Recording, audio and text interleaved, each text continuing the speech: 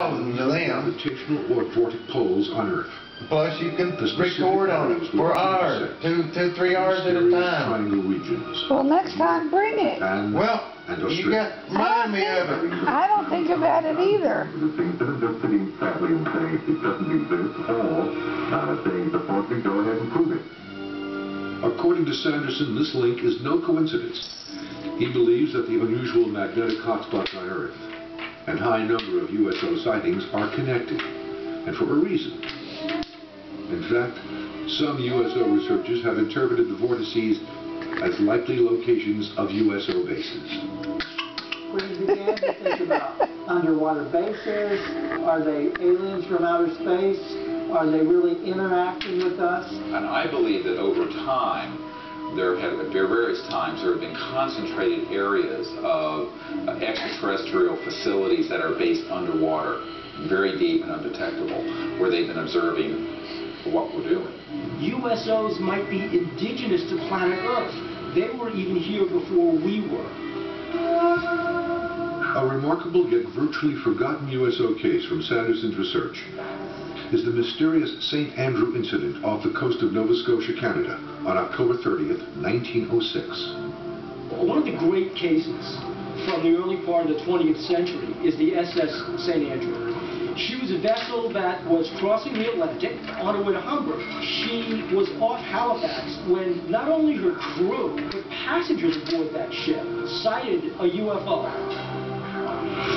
Sanderson reports that at 4:30 p.m. the ship was bombarded by a huge flaming object that zigzags through the sky, falls into the water, and disappears. But according to his reports, it couldn't have been a meteor, because meteors do not zigzag or move with apparent intelligent control. The story was even covered in the New York Times. First Officer V.E. Spencer says, quote, "I have seen meteors all over the world, but never such a large one as this." Throughout Sanderson's career, a cloud of mystery drifted around him. Sanderson was I knew she was going to get that duck. Intelligence Service. But what we're really cloudy about is a lot of his friends were in OSS, which was the precursor to the CIA. And then, as we can tell from some of his books, Sanderson had a direct connection to the Office of Navy Intelligence, and he was getting information from them. Until his death in 1973, Sanderson traversed the globe in search of underwater submerged objects. Today, some USO experts believe his research was provided to him by highly placed government sources. Many of us wonder, was Sanderson still in the intelligence services?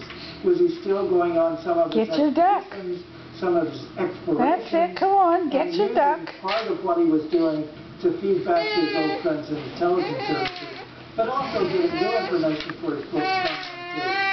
At the end of his life, weakened by cancer, Sanderson fell victim to friends and enemies alike who coveted Get that book out of the way and get your duck. Backed their station wagon up to his bunkhouse and said they were going to borrow files and never brought them back.